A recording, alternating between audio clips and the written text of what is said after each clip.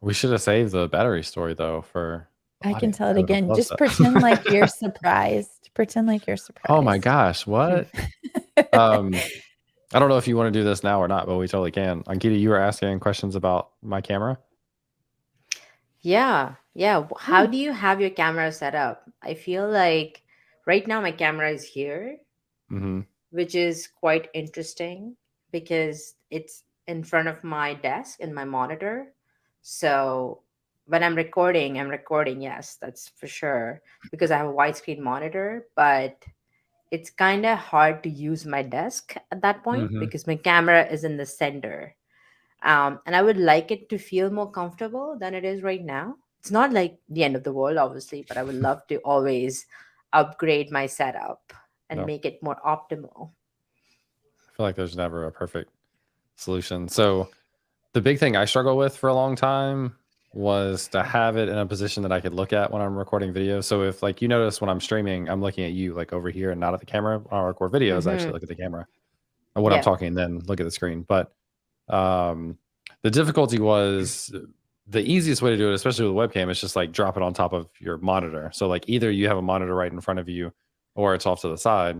The downside about that is usually you get like the up to The down top. angle, Yeah. and that was the biggest recommendation I got from people is it looks better slash more personal, like intimate when it's like kind of on your level because the audience feels like they're on the level with you. So Yep.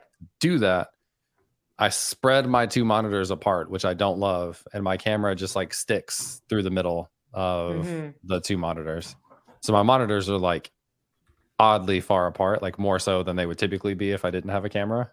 Mm-hmm. But it allows me to have that. So Oh, your picture on your website is not the latest. yeah, I haven't updated that in a while. So the majority of the stuff is similar, but it's not completely up to date. Jared on YouTube is joining us. Good morning. You get in that chat. I can safely say morning because Jared clarified that he's in Denver. Oh So yeah, it's still behind us. still morning time there. Yeah. Well, it's just usually like go on stream. We've got people in Europe and India Mm-hmm. and all over. So then you have Mm-hmm. like no idea what time it is for people. So we need more controversial topics to start. So here's my Good. thing. I released a video this morning, which is meant to play off of like clickbait type stuff. But Yeah. Netlify, I said Netflix originally when I recorded, I had to re-record. Netlify released an article with details of what types of projects are deployed to Netlify. And Mm-hmm. 40% of projects are on Netlify are create React app. Next.js is like 14%. And then Gatsby was like 8% or something like that. Interesting. And then it was just like handful of percentages for the rest of the stuff. So the take that like create React app is dead is very common. Like you've seen plenty of videos and people talking about that, and I really agree with that. Mm-hmm. But then this survey or this like research showed that like 40% of the sites on Netlify are like create React app. So any thoughts on why those numbers would be I have higher thoughts. on Netlify? Yeah. I'll defer though. I'll hold my Your judgment's till the end. yeah. Okay, do you have any thoughts on why that might be?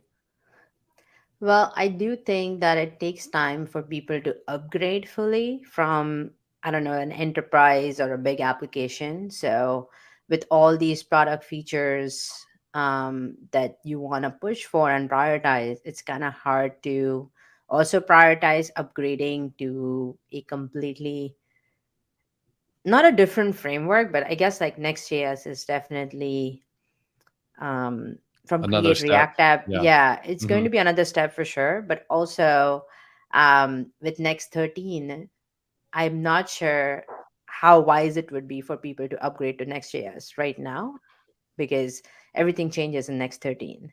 So the way server side components and all that stuff, fun stuff changes. So I don't know. I feel like if I were them, I would also hold on and see what what Next 13 stable looks like, Hmm. and then maybe upgrade it to from Create React App. Yeah. Amy, what do you think? Okay. Are you ready? Hot take here. I would be interested to compare those numbers to like Vercel, who made Next, which I would expect their percentages would be like crazy in terms of Next. Because they're supporting that like right out of the box. They're like, this is the fastest way if you're going to run Next. So I'm curious what their Create React apps are on Next. And I would also want to know what are the actual numbers, not just percentages. So I think that would be a better representation because I just think in my head, like if I'm working with Next, Vercel makes Next. I'm going to host on Next. I mean, on Vercel. It's interesting because in some cases, I feel like Gatsby is dying-ish. It'll be interesting now that Netlify has purchased them, what will happen to Gatsby. But there's a higher percentage of people what I would have expected that are hosting a Gatsby site on Netlify. But it's like if those two are now married, it would make sense that you would host your Gatsby site on Netlify. So I want to see the numbers where you take all these services, put them all together, and see what the usages are. Or maybe if you can't get access to that, if it's harder to aggregate, it would be interesting to see what GitHub's numbers are, because that might even be a better representation. If everybody's still hosting their code on GitHub, what do they say in terms of Create React app versus Next versus Gatsby, all the things, Remix, you know. I think we are kind of talking about this in the chat. My biggest thought with Create React App being so high is kind of a combination of several things, but including the fact that Create React App is by far, in terms of content, the way people get started with React. Like I think that's going to continue to change because I think more and more people are saying like, well, and there's I React would is never not saying use that. They're saying I think use Next. Right. So they have, I just went through their documentation and they have a add React to your regular JavaScript site. So you just add like React DOM. They did mention Create React App, and then they said like integrate with a framework. And so to your point, like I think that's going to be, the new default way that more and more people are starting, but there's still so much content out there that just talks about Create React App. So I imagine out of the 40% of those sites that are React, like lots of those are probably just demo things and people going through tutorials. It's probably similar with Next.js, right? Like just overall numbers of, it's easy for people to deploy something and say, hey, look at this thing I deployed versus like a really big app. So I think a lot of that stuff is probably just really beginner friendly. And then I think also like it is, even though I think I would say everyone just start with Next.js from now on and never do like Create React App. I guess Vite React App or whatever that is, like would be another option. But there's a hurdle, right, to going into Next.js and not just doing React. In some ways, things are easier because you don't have to worry about routing, for example. It just is taken care of for you. But there's just more going on with Next.js. And Ankita, to your point, like that's something that companies, if they have a working React application, have to go through and make this big migration. And companies just don't move very quickly. Like it's just not an easy thing to do to up and change your stack. And it is weird to like, how do you phrase that? Like, because you're not changing frameworks, you're changing to a meta for like however you want to phrase it. I don't know, but it still work. That has to be done. So I think two things. One, I know people complain that like in this case, React is pushing people towards Next. Like I've heard that that complaint from the Remix team, from other people, but it's also like follow the money. If they're paying for people to sit on the core React team, then of course there's going to be preferences there. So like if other frameworks are jealous, put people on the core team, like, follow the money. Along those same lines, I would also be curious because of what you said, like how many of these projects are demo projects. For paid plans, how do the percentages break down? Because again, like follow the money, that's going to be where more of the support is long-term. So you might have a free demo app, but for long-term support or for people that can continue to, we live in a capitalist society, like where who's paying for those projects, and the longevity of them really comes down to money. Yeah. And to your point too, this is another thing I called out. Like Vercel is the parent of Next.js, so it's going to make sense that there's probably more Next.js projects, or when people are going to choose where to deploy, they probably are more likely to deploy on Vercel than Netlify. Yeah, it's a really interesting marketing play, to be honest. Like with Next and then SvelteKit, it's also interesting with Shopify and Remix. And I remember talking to oh man, I don't remember his name. It's the guy that runs Framer. And he was saying that they have so many downloads of Framer Motion every month. Like it's insane how successful that's been as an open source project. But he was just saying, and they have trouble figuring out how to convert that into dollars. It's like Framer now has this more of like low code, no code thing that runs Framer Motion under the hood, but it's two different types of people that are reaching for those things. And so it's a great marketing opportunity, but it doesn't really convert directly. But I think, like you said, like the support is where the money is at, right? Mm-hmm. Like for the Mhm. business. So, for example, if my site goes down, or do I have proper logging on my site? What kind of support there is if there are some disruptions, and would you Mhm. keep my site up and running if there is a huge load? How do you Right. scale your application? All these things matter, I guess. So, I think I know I mentioned this to James this morning in the Learn, Build, Teach Discord, but like uh, in a previous company, we were hesitant to go with Next.js as an app and move away from Create React app for like a .com site, was because how heavily tied we would be to Vercel.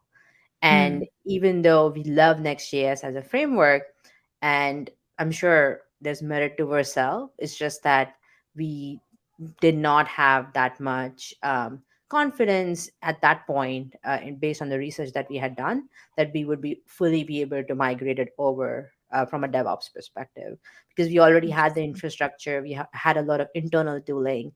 How does that work with Mm-hmm. on Vercel?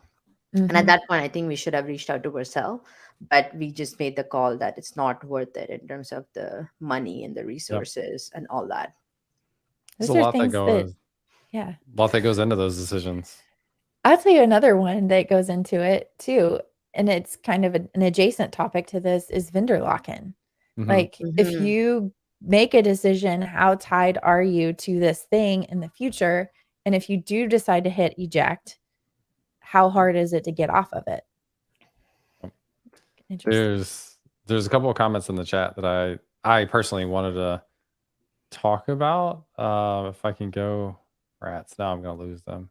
Oh, Carlos mentioned that Next is mainly for large scale projects. I disagree. I don't. To me, that doesn't have anything to do with necessarily the benefits of Next.js. Like there's, um, I would almost argue the opposite, where if you're in a really big project, you probably have like a fully deployed separate backend and you're not marrying the Yeah. two together in Next.js. So that like I think maybe, it but depends on the project. yeah, Like I'm um, thinking about some of the projects we have at work that are like really processing intensive. I wouldn't push that you off have to to JavaScript. kick Yeah, some you of that have stuff to do off to like it's other, all a yeah, Rails backend. But yeah, if it's lighter, you're just going back and forth running API calls, yeah, you know. yeah. I think an e-commerce application has a really good use case for Next.js. Any of the landing pages, .com, all that is really great for Next.js, because then you can pick where you want the SEO benefits versus where you don't, and things like Hmm. that with Next.js.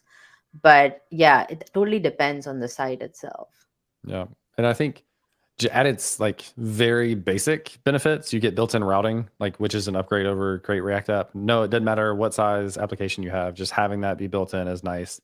Having the ability to do exactly what you're saying, combination of static sites, server components, if you get into doing that, or SSR for SEO and that sort of stuff. The tooling in there, just the small things that you don't have to think about are there, regardless of like what size application you're working on. Another question from Rolex about getting into the industry. What JS framework do you think is the most used or useful nowadays in the market?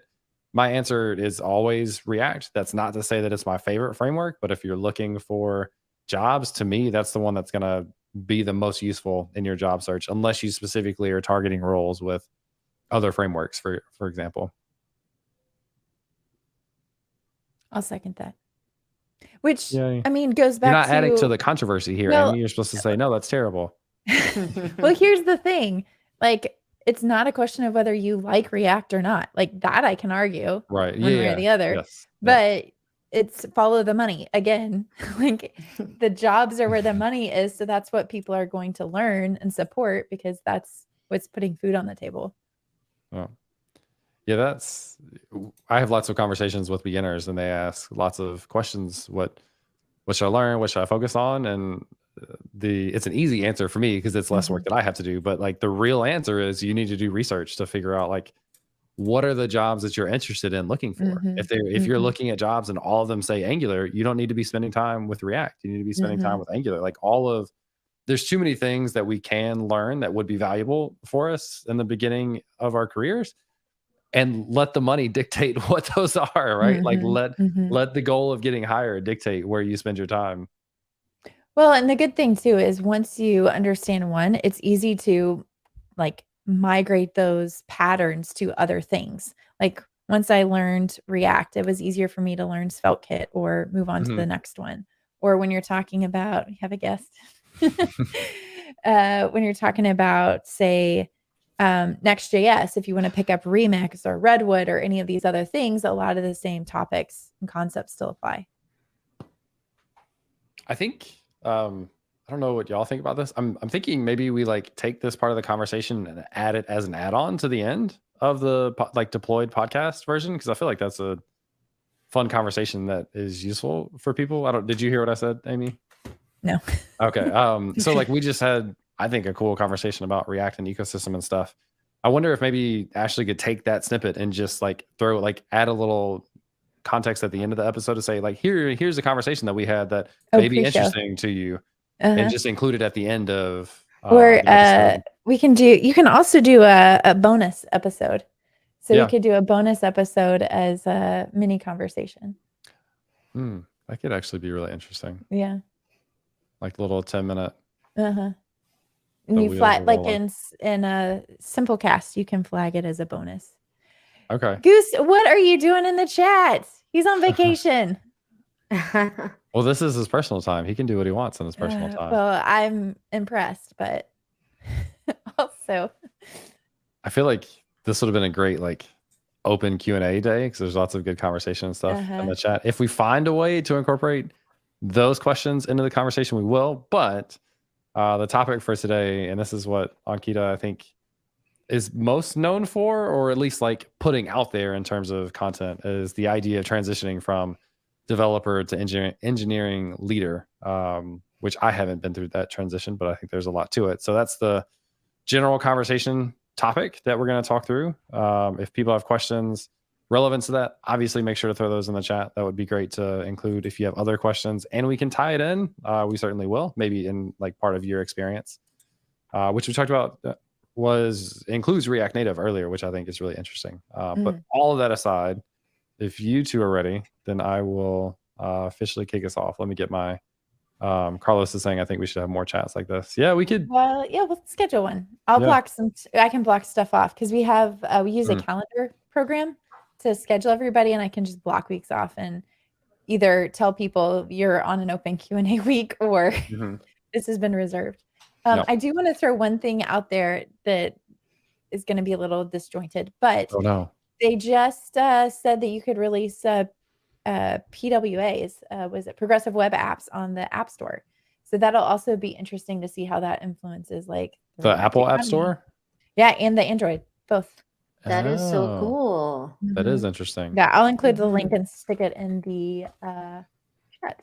Yeah, that's cool. Continue on. We can start. And continue. Cool. You have my permission. Thank you. Welcome, everyone, to another episode of Compressed FM, a podcast all about web development and design with a little bit of zest. In this episode, we are going to talk about the transition from being a developer to an engineering leader. Web development and design, who would have guessed? Well, we can do them both, even add a little zest. So turn up the volume, get ready for the best. Let's get it started in this episode of Compressed. What's up, everyone? My name is James Q. Quick, and I am a full-time technical content creator. Hello, my name is Amy Dutton, and I am the Director of Design at Zeal. And we have yet another amazing guest on the podcast today, in Ankita, who has been really active in Learn, Build, Teach Discord, which has been a ton of fun to have you in our Wins of the Week and kind of open conversations and to follow your journey as a content creator, specifically talking about the topic that we're obviously going to talk about, which is transition from developer to engineering leader. So welcome to the podcast. Glad to have you. Do you want to introduce yourself and tell people a little bit about your background? For sure. Yeah. Thank you so much for having me. And also, always a great time being in the Learn, Build, Teach Discord and sharing my wins, or I should say, building in public in the Discord channel. So, yeah, my name is Ankita Kulkarni. I have been working in tech for over a decade. I started off as a developer, then got super technical as a solution architect, and then decided to transition to leadership. I feel like I'm at the intersection of front end and leadership because I'm passionate about both and I still do both. Last year, I decided to go full time being a creator educator, just like James, and create like digital products such as courses, ebooks, and things like that. So, yeah, I'm really passionate about engineering leadership in general and helping developers transition into leadership if they would like, or at least openly talk about that kind of stuff because I don't think we do a lot. So yeah, but I also have other stuff on Next.js and React Native and things like that too. So yeah. Yeah, I was actually going to ask you because I forget this, and people, I think Brittany Postma had called this out to me in the past, or for like bragging about you, about your Next.js course. And earlier, you like really quickly mentioned React Native, which I find as a really interesting topic. Do you want to just share like a little bit of kind of your progression in like the React ecosystem and tools that you've used and stuff that you've enjoyed? Yeah, for sure. So, I when I initially started off as a developer, I started off like with parsers and like working on Java and things like that. Quickly, I realized I want to get into web development. I started like a small consulting firm, just to help local businesses build apps, and that was my intro to React and React Native and things like that. Over time, I just like started working more in consulting, working at IBM, and also like a consulting firm here in Toronto, just helping businesses, build an MVP and get an app from the ground up all the way to production, and what that looks like. And as part of that, I also educated developers on the React ecosystem as well. So if they wanted to scale their apps, if they wanted to learn React, whatever it might be, our goal was to take them to production, help scale their app, and then hand it over so that they have all the skills and expertise to do that in house. And that was really cool because I think that was like a mix of, yes, being a developer, but also just like developer evangelism as well, and like being an educator, which kind of ties into because I was teaching developers React and things like that too. Over time, as I joined the consulting firm, I saw an opportunity to kind of dive into React Native because we really had a need for it, and there was no one in house who really knew React Native in depth. So I took the time to learn it in depth and kind of build a brand around it, and I started getting introduced to a lot of clients who wanted to do React Native, and I really helped bring their apps from wherever they are at. Like they usually had a web app to production, so like to the App Store and Android and things like that, which was honestly a lot of fun too. But again, in the same React ecosystem, using a lot of my knowledge building and scaling React apps in general. You know what this makes me think of, which like makes me sad and is really interesting when people look at me as a teacher in the React ecosystem, is I have like no actual real experience with React. Like the stuff I do is for demos and small projects or websites that I own myself. So I'm always jealous of not having quote unquote real experience with React. But it makes me like even more interested in people's backgrounds, like you're saying, of like actually building real things for real companies, real products using React or React Native and Next.js, etc. One day well, actually I say that. I don't know. Will I ever be more technical in the future? I don't know. We'll see. You think, or go back to or Go ever back get a to a real developer. job? Get a real job? Yeah, that's questionable. It's not likely. I did have a question. So one of the things that has been interesting to me as I talked to our friend Brad, he works for Atlassian. So he was at that conference, or James and I were both at, and was talking about how a lot of times, like when you're working for an enterprise company, you encounter problems that you don't encounter elsewhere, whether that's a demo app or tutorial hell or wherever. And so when you're talking about helping people scale React apps, are there certain things that you see as like, oh yeah, this was usually a problem, or this was like one of the first things I would always check? Yeah, for sure. I would say quite a few things. I almost had like a checklist, which I'm Mm, thinking I should probably open source it because I would love to anytime. see it. Yeah, for sure. Like what I would do is I would audit where they are at, right? Like what where they are in their journey. So I kind of think of it like I have a visual in my head that I'm gonna try to describe it, but it's just like I think every team was kind of in like the developing phase when you're like learning and getting exposed to the technology, either in like or just like sorry, exposure phase and developing phase where you're like learning and whatnot, and then the mastery phase where you're like know this technology and you know exactly what how to leverage it, right? Depending Mhm, on the stage the team was at, then I would kind of um, audit the application and like propose things.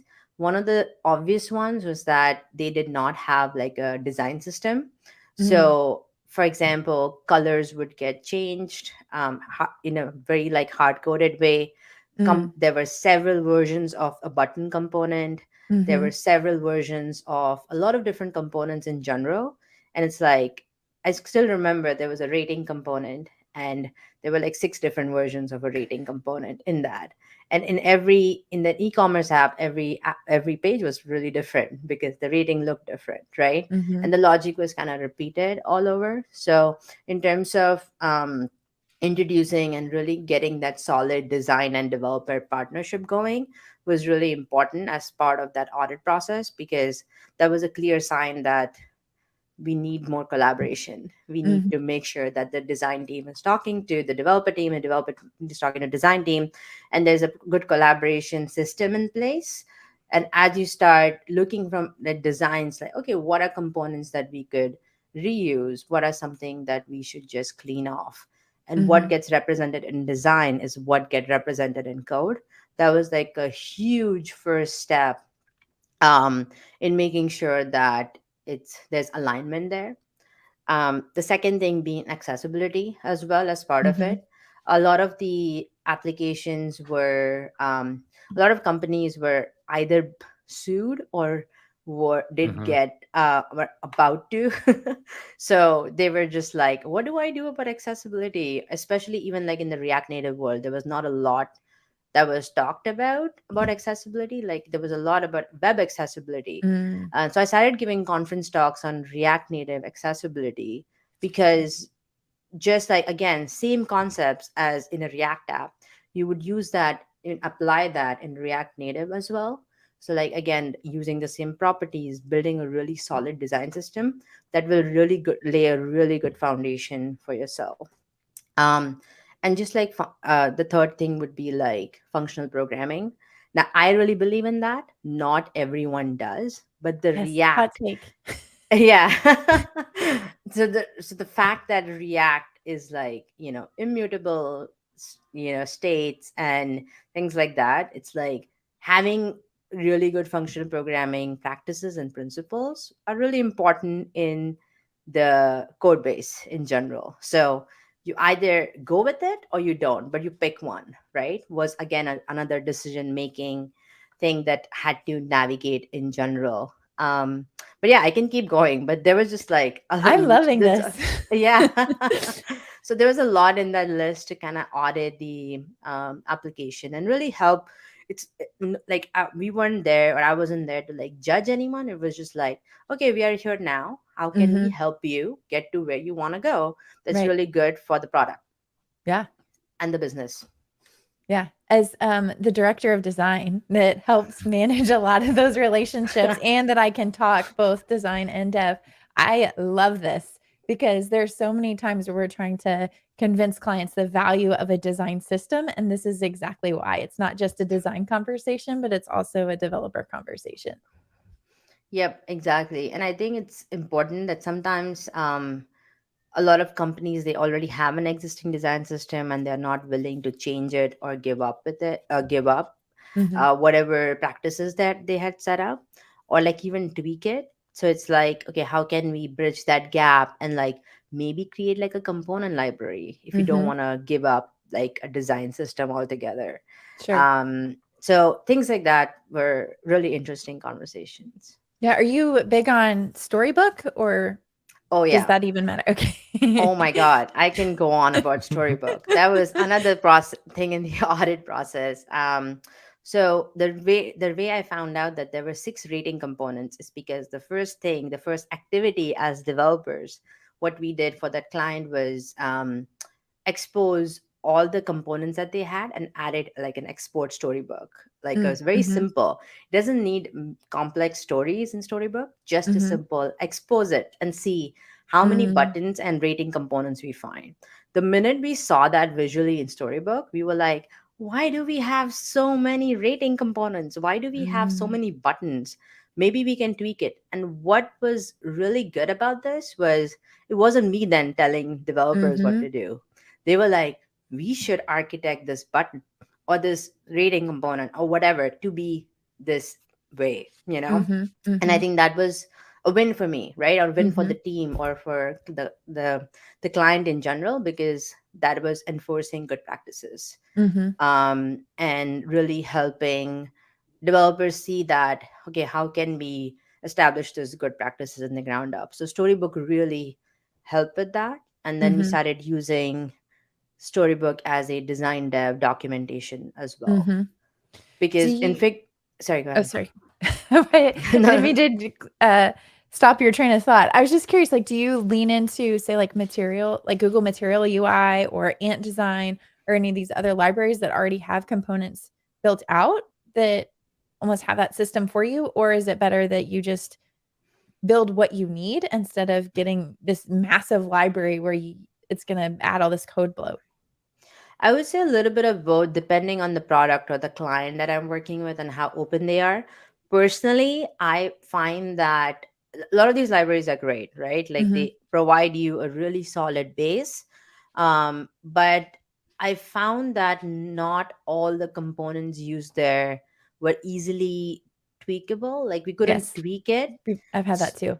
Yeah, so it was kind of like, yes, we will save x hours, but how many y hours we would need to add on top of that to make Mhm. that x minus y compatible. Oh my god, I don't know why I'm doing math here, but just to I'm trying to be mindful that we are also on a podcast, so trying to like use math to to explain the differences. But yeah, like just kind of like, okay, what are the differences, and which one is better and what outweighs the cost, and there's a risk, right? And there's Mhm. experimentation then, just to see like add a spike task and see how much we would need to tweak it and do like an audit and see what we would really need versus what we don't. We would usually go with not using it because the cost to tweak it was always way more than the cost of just getting a bunch of components. Mhm. And if you I mean, I also found that if you have a really solid design org, like design foundation, right, design team, they will already have a lot of components in Mhm. Figma, so, and with best practices and whatnot. So you won't necessarily, you can use the other libraries as like references and like seeing how you can design it, but like hello, um but not necessarily use it directly. You've hit all the buzzwords for Amy. And it's funny, we I know. talked about like before before we get started, I was like, I don't think we'll talk about a bunch of other stuff that's not specifically the title. And then we did in a good way. But you hit all the buzzwords. I could see in Amy's face like everything you said. She was like, yeah, Yeah, yeah, perfect. yeah. Perfect. Do you want to transition into like the management slash Oh, leader part? And oh, you have one let question me you want to ask get at? one more question, please, that I'm Go just for it. really Go. interested in. I want to hear too about React Native accessibility. And maybe, actually, I will say this. I'm throwing this topic out there. You can veto it and say we will talk about it another time because we could, I'm sure, have a whole episode on that. But as someone that does a lot of design development for the web. I fit into that category of not thinking about React Native and how you have to think about accessibility on a mobile device. Like a lot of times that I was like, wow, I didn't even think about that. What things do you keep in mind when you're auditing projects like that? Mm-hmm. That's a really good question. What one thing I would do is really recognizing that you are on a mobile device, right? And you're not on web. So Mhm. you're not going to have access and the way people that do turn on voiceover, right? Mhm. How do they use the device? I think that's step number one. So even actually, there's a conference talk I gave at Chain React, I believe, and it was on this where like, I turn on voiceover and show this is how the user would go in and check the the device, right? Mhm. What and let's see what the user hears or sees, or whether do or in terms of like visual, do we need to turn off any animations or have the Mm. ability to or slow down and play around with the settings in your mobile device and seeing what accessibility would look like. Mhm. That itself would give you a real build a really help a really um, help really building a strong empathy for those users and really understanding how the mobile device works, right? When Mhm. the accessibility feature is on. Once that's done, I think honestly not really different from web. It's just that different properties are being used in Okay. mobile. So like component mapping would be good. So like, okay, if you're using a button, what's the property? Let's say instead of ARIA label, it's something else in React Native, which I'm forgetting right now. But there is a different label in React Native for that specific component. Same thing, like we shouldn't just wrap divs in web just and follow semantics, right? Same thing applies to a mobile device too. Mm. Like we need to use the native elements and really not just really follow semantics to make sure that users are able to navigate properly. If we navigate between pages, then making sure that we use the native element and add specific properties so that do we need to call out when the user is navigating and things like that, right? So Mhm. again, it's like based on the user experience it changes too, but it's not really different. But I think having that base of really auditing the app and like really turning on voiceover will be a game changer, because you'll suddenly say, Mhm. oh my god, really don't want our users to experience this. And how can we fix it? How can we add it? And then we Mhm. look at the documentation to help bridge that gap. Would be a really good first step. Yeah. I stumbled upon an interesting article and I have to go back and see if I can find it, but it was talking about how if you do, there's a difference between a screen reader and voice to text. So, which I haven't even thought about, which I'm embarrassed to say, but they were saying like you can put, say, alt text, but if you're doing voice to text, they miss all that alt text. And then if you add the description of that within the context of the page, if you're using a screen reader, then you hear the same content twice because they read the alt text and then they read the description. So I Mm-hmm. don't remember what the conclusion of that was, which is why I need to go check on the article. But it was just fascinating to me because that's something that I don't think about. And I think you're right. If you turn those features on, you'll develop a sense of empathy that you don't already have. Mm-hmm, for sure. And I think that will really help everyone understand in general too. And again, for developers, adding those properties are not that difficult. It's Mm-hmm. like reading documentation for any other feature. You add those additional properties into Mm-hmm. it. And I think going back to our storybook conversation too, one thing that for one of the teams I was working on, we added a component library and things like that. One thing what we did do was we did a developer education with designers and explaining them what specific properties are for what, and kind of like documented that in Figma as well, so that when developers are looking at it, we know, okay, this is the property we would use and this is the best Mm-hmm. practice for it. And again, because of that shared understanding between dev and design, it was really great Mm-hmm. um because suddenly we know what to use, and when suddenly we did not do that, it was easy to catch Mm-hmm. because we were auditing it and we were testing it out together. Awesome. Okay, James, now you can ask your question. Well, what's funny is we have comments in the chat, like questions in the chat, which I think Like we can update the Cyan comment. title. I know, yeah. Amy's can update- reaction. to all of these buzzwords. We can update the title and the text and maybe like re-record the podcast intro to be like React accessibility and engineering leadership or something to be a little more spot on. But there is a few questions that I think would be worth addressing. One was just general idea of do we think we'll see front end frameworks kind of come baked in with accessibility? And I think like short answer from my perspective is I think we see more linting rules maybe about that are incorporated into a framework. Like you create a new project in Next.js and they have some linting rules around accessibility. So I think some of that stuff is starting to be incorporated from my perspective. The other thing that I think is cool that I've tried recently is Polypane as a browser, and people were all up in arms when I shared this on YouTube and that it's a paid product. So it's a paid product in case you didn't know, but it's like really, really optimized as a browser specifically for developers. And it has all these different accessibility like call outs and red squigglies and suggestions and all these things that are really awesome. But any thoughts from either of you of like incorporating maybe more accessibility stuff like directly into the tooling that we use?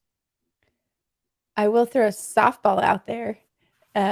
We talked about Storybook earlier, and Storybook has accessibility, like an accessibility tab built in with accessibility testing, which is fantastic know that you that. get that out of the box. And it'll check things like colors. Talking about design stuff, it'll tell you this is not readable. Fix it.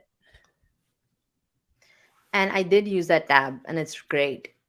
And they have been making updates, which is awesome because we did catch during demos. Let's hop onto the accessibility tab and see what it shows us. And we did not Very add good. properties, and that was like a really good practice in general. But I did talk about accessibility with a few folks a few years ago, actually, before the pandemic. But like I know that, for example, I think it was Ryan Florence who had this idea of wanting to build a library with accessibility baked in so that you don't have to think about developers don't have to think about accessibility in general. Mhm. And I think I have a hot take on that because Do it. it's great. I think we need to have tools like that, and especially now with AI, who knows, we can add even more, build more accessible apps from the get-go, and we don't have to think like that. But when we design something, we think about our users, right? Like even Mhm. like as basic as like how is this app or web app or mobile app, whatever, it is going to look on different screen sizes, right? We don't forget about that because we know that different users are going to have different requirements or what the user experience is going to be like. Turning on voiceover or turning on accessibility features on your mobile or on your web is also a feature. It's not something that we don't need to think about, right? Mhm. Something that we need to know and be aware of and be educated on, so that as developers, if there are bugs in that, we are able to fix it and we're able to address it in general. But I know this is a hot take because yes, you can build tools from the get-go that you don't have to think about it, which is amazing. And I really want us to get there, but we are far away from it, like as far as I've seen with tools. And until then, I think we should still keep talking about it and keep educating folks, because I think this will be very, very useful for everyone to know what are all the users. And there's a huge percentage of audience that turn on voiceover and things like that and accessibility features. I've done that at times too. So it's important that we do address that market too. I love that hot take, and I will get behind you on that. I'll support you all the way. It feels so arrogant to say, I'm going to use this tool so I don't have to think about you. You go sit in the corner over there. I'm done. I've dealt with you. Like, that's not empathetic. It's not like even just from a person perspective. Like, I know that these are digital devices and it's technology, but there is a person behind that. And I think as soon as you lose that, then you've lost a lot more than what you even realize. For sure. But I'm so happy we are talking about this because I should talk about this more. Um, I know that for a couple of years I was doing so, and then the pandemic hit. And yeah, and we Do all you, went. do you have somebody? This is a very personal question, so you can also decline to answer. But do you have somebody in your life that uses a lot of the accessibility features and things like that? I don't. Okay. You, I I want to commend you, first of all, because most of the accessibility specialists that I talk to, they do. And that's why they're passionate about it, is because they know somebody personally. And because of that, they want to advocate for that person. So I want to commend you for saying, like, no, this isn't just important to me. Yeah, thank you so much for saying that. I think the way I think about it, and I think something that you were talking about a lot on was just like product and business, right? I Mhm. think I do have an eye or a vision for that. It's just like we are going to leave out a huge percentage of users who are not going to use our apps if only we were to add a few properties and think about it from the get-go, Mhm. just like we would do for all our features, right? And it really breaks my heart to like think about that. And I think it's important to talk about accessibility in general and why it's important. And again, it's not that difficult to add it, and that's the Mhm. part that really puzzles me, that we should we should probably add, do a better job at. So yeah. Mhm. I was glancing at the So chat. leadership, right? All right, I will actually pivot us that way.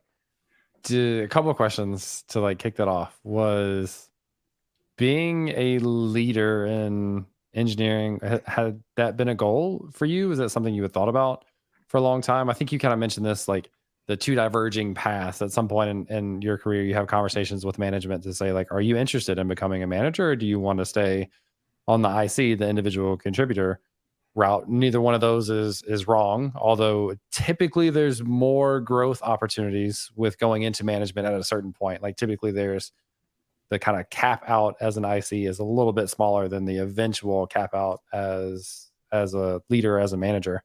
But was that something that you were like particularly interested in? That did you know that was something you wanted to do from the start? And a couple of things that you mentioned like way early on, I forget exactly what the conversation was, or maybe it was going in and like reviewing people's code. But the way you approached that was like, I'm not here to tell you what's wrong. I'm just like here for us to have a conversation to talk about like things that we could do differently. And to me, that like called out empathy, which like understanding that this is potentially a hard conversation to, or a hard thing to come in and do, but it needs to be done, but we can do it in an empathetic way, which seems like one of those really important characteristics of a leader. So anyway, was that something like, had you known that you wanted to be a leader in engineering for a while? So the reason why I'm so passionate about this topic is because I didn't know. Hmm. And Yeah. the another reason is because no one told me that yes, here is the title and now you can go be a leader. I kind of stepped into it because we couldn't hire folks, or there Hmm. was a hiring freeze, or the team really needed it, or things like that. And I feel like very early on in my career I stepped into leadership without even knowing it. And that's why I really wanted to talk about it more and more with folks, because you don't even know that you're probably already doing a lot of the leadership Yeah. stuff, right? And if you choose to be an IC, that's completely okay. But if you want to become a manager and you want to, level up and really take on that path, here are some options for you. And I Hmm. think that's why I wanted to like talk more about this stuff. So very early on in my career, I started a small company that helped local businesses build apps. And again, I really wanted to like create an impact. I really wanted to help local businesses. Like this was, I don't know, in 2012 or something like that, right? Which is like many years ago. And So I long ago. mainly did that. I mainly did that to like pay off my tuition and also like, make it create a difference in the world, to like help local businesses, because I felt like for medium-sized companies, for big companies, there were people out there. There were Deloittes in the world. There were so many other consulting firms to help them. But for local businesses who really needed to build apps and really needed to get day by day, like there were not that many out there, and that's why I really I was just mainly targeting those. So that's where I stepped into leadership, because I suddenly had to hire a couple of people. I had to really lead a client and a team. I had to really wear a lot of different hats, and all of that together really helped me get into leadership Hmm. very early on. But then I decided I don't want to do leadership. I just want to be a developer, and I don't want to run a business. I don't want to be an entrepreneur or anything like that. I really want to just be an IC. But then quickly I realized that I started leading projects. I was really passionate about end to end architecture, or basically like guiding people. A lot of people needed someone else to tell them what to do, or like how to do certain things. And I felt like I always had ideas, and in terms of how to implement certain things, what the end to end architecture would look like. And that's how I started stepping into leadership. But then in one of the positions, I joined as a tech lead, but then there was no manager. And that's when I kind of bridged the gap entirely of being a manager there. And that was my probably true leadership role in Hmm. general. So yeah, so I would say like it was not a natural path. Like I tell my manager, yes, I want to become a manager, and yes, you get the promotion. Let's work on this stuff for six Yep. months or so. It was more so like, yeah, I learned by, like hiring coaches and finding mentors, and Mm. really, you know, connecting with the community and seeing how I can grow. Like, oh, you did the really great thing, how you navigated this specific difficult situation. I want to learn how you do that. And I would like book coffee chats with people. And that's how I learned. And that's why I'm really passionate about this, because Mhm. you don't need to do that. I wish there was something out there to help me get there without anything. So yeah, that was like my path, which was like really zigzaggy. Yeah. I love the call out though, because this is something that I didn't do justice in my setup for you, is the fact that you can be a leader as an IC, as an individual contributor. And that's specifically a conversation I had with my manager at FedEx at the time. So I came into FedEx and on a like developer 1, 2, 3, 4. I was a 2 when I came in. And technically you had to have 5 years of experience at FedEx to get to a 3, which was senior title. And at FedEx, like it was one of those more stringent requirements than like it just FedEx is older culturally and everything. And so they're like, yes, you have to have 5 years, et cetera. And so I ended up having a conversation with my manager around my 5 years total experience mark to say, like, hey, I think I'm ready for the next level. I think what I've been doing proves that. But I also want to be a leader in technology. Like I'm one of those people who like I go to conferences, I pay attention to what people are talking about on Twitter. I do all the community stuff. Like nobody else on my team is doing that. Nobody else has concepts or like ideas of what's going on outside of what we do at FedEx, which is what most of employees do, right? And that's not necessarily a knock on them. It's just like I could bring that to the table because I'm more well aware of what's going on outside of these walls. And I said, like, I've done a lot of teaching. I want to be a leader. I want to teach people about stuff. I want to help make decisions. And she came back to me a week later and said, we have this solutions architect role, which ended up being a skip level promotion. And I don't say this as a braggy thing. I say it for like the reason that happened for me, and that didn't happen didn't happen for anyone else that I know of.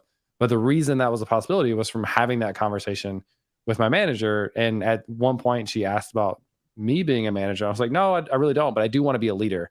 So I love that distinction of like you can still be a leader even if you don't have the manager title, and it's how you show up, it's how you respond to people. It's how you step in and help make decisions. It's how you filter down information to other people so that they can understand it. Those are all leadership skills that are really important for teams, even if it's not specifically a title of manager. For sure. And I think after, as you get to like a senior plus, or even a senior developer, right? Or even like a high intermediate, you need to develop those leadership skills, because that is going to be part of the competencies Mhm. for you to level up and grow, Yep. right? Because you're going to mentor other people. You're going to see what leadership, you're going to get a taste of leadership without actually being a manager, right? And I think that's really important. And one of the things I recommend and suggest to a lot of folks that I have helped level up in their careers too is that be a mentor for someone. You won't be necessarily responsible, or you don't have to hold their salaries or perform, you don't have to conduct performance reviews, Mhm. but you will still be invested enough in them to see them grow. And Mhm. if you feel like that is the kind of thing you really enjoy doing, then maybe tap onto that and do more of that, and maybe take on more leadership up like things in your team, like Mhm. more being a team lead in a project. It can be like a 1 week project. It doesn't have to be a big project, right? Yep. And things like that to really get a taste of leadership. And it doesn't have to be purely management. Yep. That's such a good call out. And I think the visibility for you, not you specifically, but people in general in their career is huge. Like stepping in to fill a void gets recognized. Like people pay attention to that. And I think another thing that really helped me, I actually got in trouble for this one time of being a little too outspoken in a big meeting full of like 60 people. But like one of the things for me is when we had these big planning events, I was very vocal. Like I was very honest with feedback, and I was kind of in my mind like standing up for like people that had the same thoughts of like this doesn't make sense. I would be the one to vocalize that. And I look at that as leadership skills for myself, of being able to stand up in a room and kind of fight for what people thought was right. I think I earned a lot of people's respect for that. And I think that was one of the things, like from a visibility perspective, was really beneficial for me in my career, because the more people know about you, as long as it's not in a bad way, the better off you're going to be, like in your company and any job, or any like potential job opportunities in the future. So that was something that was always really important to me, is not only on my own team trying to step up and fill gaps and provide leadership, but also just to be a voice that got visibility, because I think that was really big for me. Yeah, for sure. And thanks for doing that, because I think we need more James Mhm. in the world, in all the teams, to I speak up. wholeheartedly agree. Just to like be that voice for the team. And I was also that voice for a lot of folks, to an extent that people would just come and tell me, hey, can you say this, because the way you say it is way better than how I would say it. I would sound mean, but the way you say it is very diplomatic. And I'm like, I'm not being diplomatic, I'm just trying to figure out what's the outcome that I would like to get to from Mhm. that meeting, right? Mm-hmm. Me sharing that feedback is not calling anyone out. What I would like is, yes, I want the outcome to be maybe make these changes in roadmap, right? I'm just giving an example, but Yep. like maybe make these changes in roadmap. Then I'm going to just talk about, this is what we have in our plate, and this is the future, or this is the things that we haven't accounted for, and maybe is there any room for us to tweak a little bit to account for that, so that we can save us in the future, or things like that. I'm not trying to say you did a terrible job at planning, do better next time, how dare you give us so much work, right? Yep. It's And I think that's the difference, right? It's like we are on the same team. There's no Mm-hmm. us versus you. It's like it's us. We're Mm-hmm. not separate, which is like it's a huge game changer when you Mhm. change that little mind shift, like when you have that like little mindset shift where it's like, it's not you versus me, it's us and Yep. we, which is like really important. I'm going to pick this later, so I'm not going to give too much of it away. But I read a coaching book this week about coaching and leadership, and that's exactly there were several points where it talked about that. It's like if you have a conflict with somebody, usually there's a third thing involved, and it's like the project. And you talk about the project instead of the person that created the project or the person that created the roadmap. And it's like when you're able to talk about that third thing, then the conversation becomes a lot easier to have. If you look at yourself, you're like, I'm not confrontational. You're not Hmm. confronting the person, you're talking about the project. But it also doesn't put that person on the defensive, because you're not offending them, you're talking about the project. You're all on the same team trying to make the project better. Yeah, for sure. And I think that is definitely a feedback framework that I follow as Mm-hmm. well. That it's when you have to give feedback to someone, right, for whatever reasons, and it doesn't have to be leader to IC or IC, like Mm-hmm. even just between people, right? It's what's important is that we talk, like you said, Amy, like talk about, again, like I think about like what's the outcome you would like to get to, and like Mm-hmm. backtrack from that, right? Like it's not you versus me. It's like we need to architect this thing, and we're in disagreement here. Let's Mm-hmm. talk about the pros and cons of each, and hear each other out, and figure out what's best for our team versus what's Mm-hmm. best for you versus me, which is a completely different conversation altogether. So yeah, thanks for calling that out. I think it's really important. It's a really important framework. Mm-hmm. I think this is a very like broad statement. I think the struggles that I've had in my career at different jobs, the struggles other people have had, almost always come from a lack of transparent communication. Like you don't understand why something is the way it is, and so lacking that context, it's hard to accept. Or like one of my biggest pet peeves in the world is people making up arbitrary deadlines from an engineering perspective, because I've talked about this, but like my manager coming and telling me we need to ship this thing in a week makes no sense to me, because that's not the person that does the job and understands how the job works.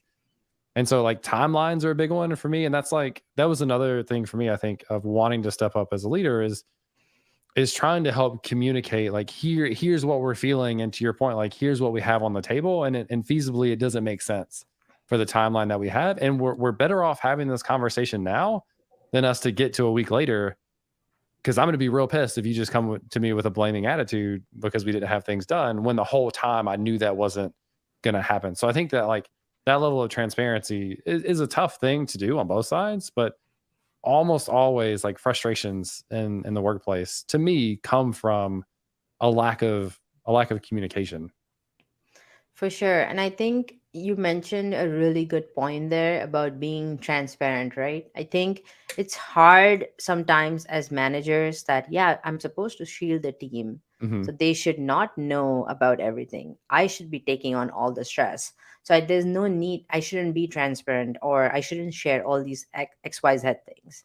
And I think there needs to be like, we need to tweak our method there a little bit, wherein we don't need to, yes, we need to shield the team, so we don't need to tell them, oh yeah, like I'm getting pressure from all the VPs about this feature, or I'm getting pressure from all these XYZ like stakeholders, right? You don't need to tell that. You can just say why we decided to make that decision to begin with. Why? Like developers, we all are like reasonable people, right? Developers, design, everyone, like in the team, like in the company, we're all very reasonable folks. So if we talk about why we decided to do that versus why, what are the other options on the table, what the other options on the table were, you don't need to bring up all these other pressures, or you can Hmm. still shield, can continue to shield the team while being Giving transparent. context, yeah. Mm-hmm. Yeah, Mm-hmm. giving context and being transparent to begin with. The this is, I think we should probably like get close to wrapping up, but one of my most frustrating moments ever in my career was someone that I didn't work well with in the first place, and it wasn't just a me thing, but we we were like supposed to ship these features that we had missed that we needed in this new application, and so we were in a scramble to do that. And so they asked for like an estimate of like, when do you think this will be done? And I was like, okay, next Tuesday. And they're like, do you think you can change your estimate to Friday so that we can test on Monday and Tuesday?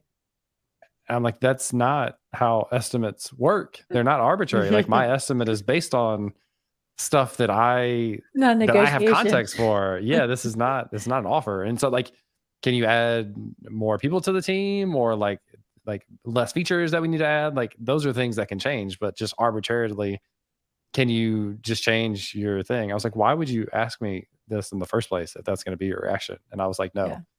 And anyway, so I don't know if this is like super relevant to lack of clear communication or not, but that was, I guess, one of those things of feeling like someone else is trying to dictate a timeline, and making sure that I was standing up for like, no, that doesn't make sense for how this is actually supposed to work. For sure. And I think maybe another controversial topic or another hot take, but Yes. which there's so Yes. many hot takes. We need a sound Um, effect for hot takes. Like yeah. it's ooh. That's a Um, great That's a really good one. Let's see, what would it be? You had it on Yeah. the ready. I know. I'm looking behind the scenes. Keep going. No, I was just thinking, oh my God, I lost my train of thought. Yes, no, James's yes. fault. I think it's definitely important for leaders to have some sort of a technical background. I think I know that specifically in engineering, because I think I've seen the most where people who don't have that technical background in engineering definitely struggle the most in terms of the estimates and things like that, because they either lean too heavily on estimates on the team where they don't maybe challenge the team a little bit to think outside the box, be creative and things like that, or um, they just come up with estimates because there's pressures from stakeholders, right? And I think it's important to have some sort of a technical background. Not to say that I'm sure there are so many leaders in engineering, or like for developers specifically, that are not technical, and that's I know that they're doing a good job. It's just that I feel like it really helps, and it kind of becomes your unfair advantage, because then you're in that spot, you have the lens from both angles, from being a leader as well as being a developer as well. Mhm. I'm looking for. Hold on. You're I'm still gonna looking for add- that sound effect. Sorry, not to like be I was like real. gonna say I can move us into pick some plugs while you're still This doing may your like. thing. Let me try it really quickly. This may play for way too long, so I apologize in advance. It's like a frying pan. That feels like what is that? That's not. Oh shoot, it starts with It's is it also super long. what's that thing? What's the term? MSR, ASR, whatever. It's those Oh, ASMR, ASMR. yeah. Yeah. Just that's what I thought of when I heard that. Stop. Okay, well, Don't this touch my is. ear. I don't- Okay, sorry. Shoot, those videos make me so I tried. uncomfortable. Where Really? they're just Some like of them are cool. scratching their microphone. I'm like, stop. ASMR, yeah. All right, Amy, take it from here, 'cause I've lost Yes. all responsibility. In the next section of the episode, we're going to talk about our picks and plugs. And these are things that we pick that we like, tech or non-tech related, and something to plug, generally something that we worked on. So who wants to go first? I can ease this into it.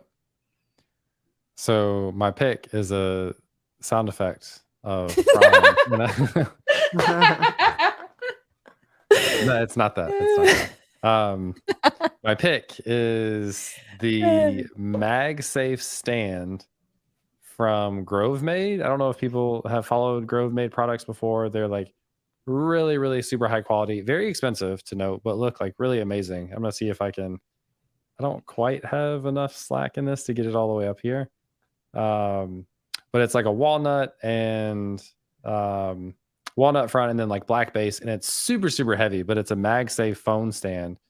So I just like charger. So it's magnetic. So I just like rest my phone up to it. It catches the magnet really easily. And it looks really nice. And they've got like just really, really, really, really amazing products. Again, it's expensive. So people have to like know that up front. They also sent me this, full transparency. But that thing is really, really nice and just looks really good. It also is like very easily heavy enough to, maybe I shouldn't say kill, but like hurt somebody. Like it's very heavy if you were to use it as a weapon. So it's very it's like much better than like the super cheap plasticky things that most people have. Anyway, so it's really nice. It's from GroveMade. It's the MagSafe phone stand, so people can check that out if they're interested.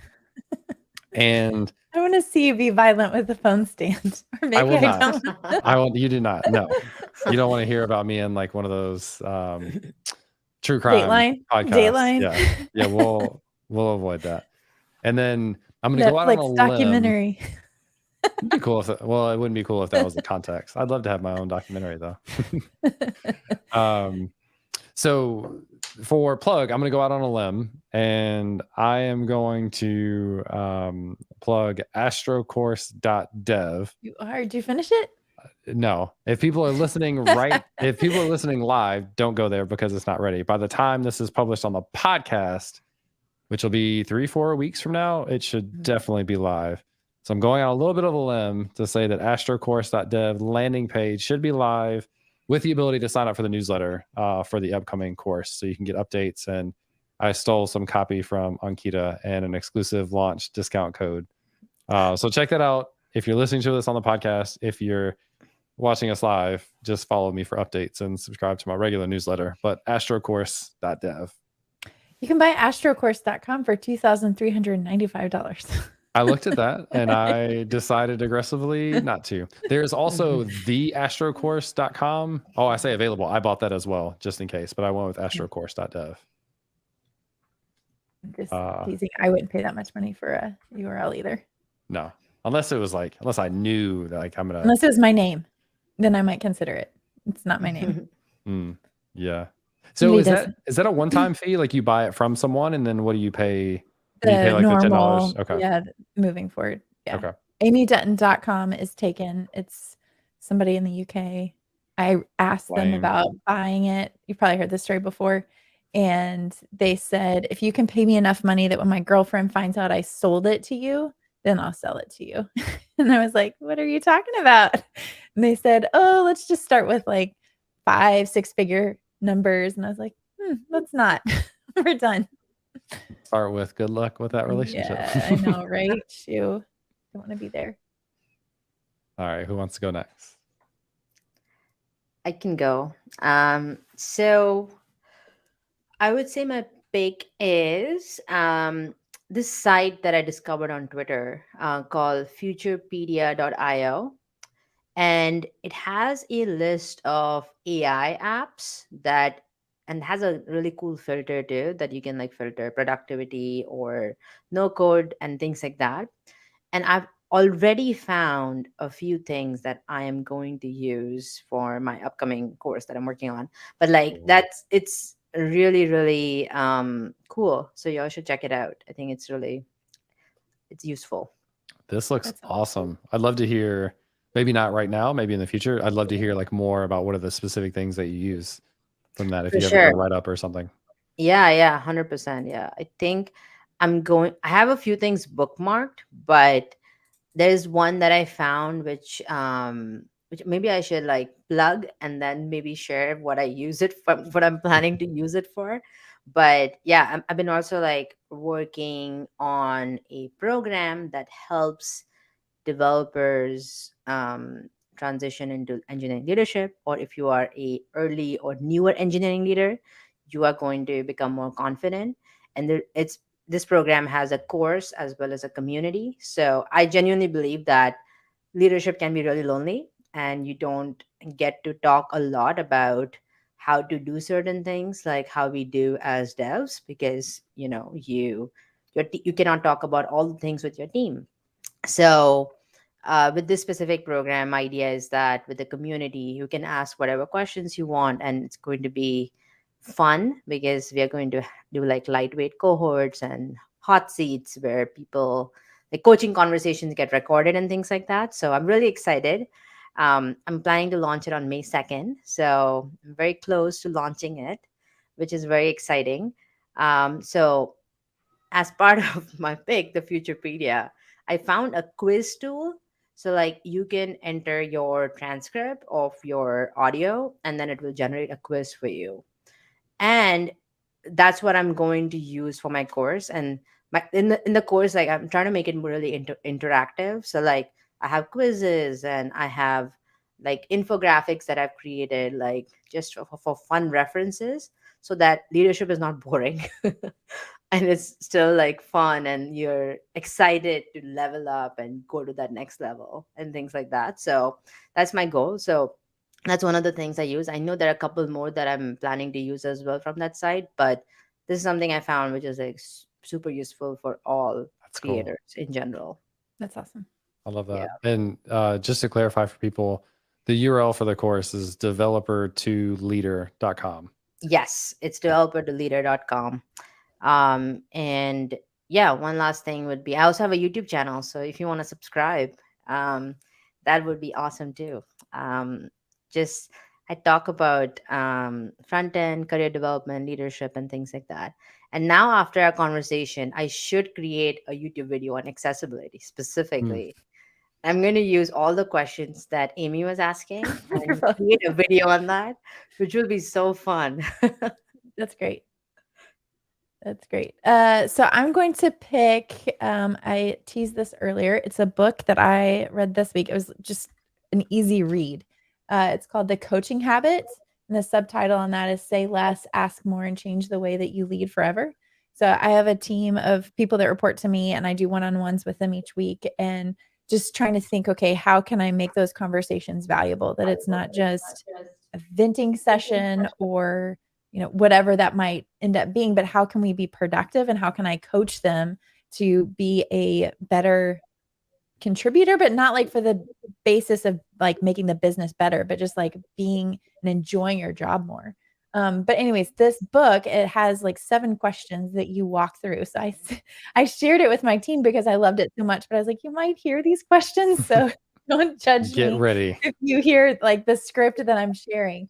But it's just very open-ended questions that I look at this and like, this is useful regardless of whether you're a manager, whether you're a leader, if you're just a human being and want to show curiosity in what somebody's saying, but you're not exactly sure how to respond. This book is fantastic for giving you the tools that you need to be able to express that curiosity. So definitely check that out. I really enjoyed it. It's probably one of the best books I say that I've read this year. We're only in April, but I would even say like full year, not just calendar year. It's one of the best books I've read in a while. And then for my plug, I'm going to plug my Twitch streams. I've been streaming 3 times a week in the morning around 9:15-ish. So shout out to a few people that have been hanging out with me that are in the chat now. But I just have enjoyed having those conversations, whether they're directly related to the projects that I'm working on or not. It's just always fun to have like water cooler conversations. Yeah, there's the Cyan God. Because sometimes working from home can be lonely. And so when you get to share those experiences with other people, it's always a pleasure and a joy. So my handle on Twitch is Self-Teach Me. Sweet.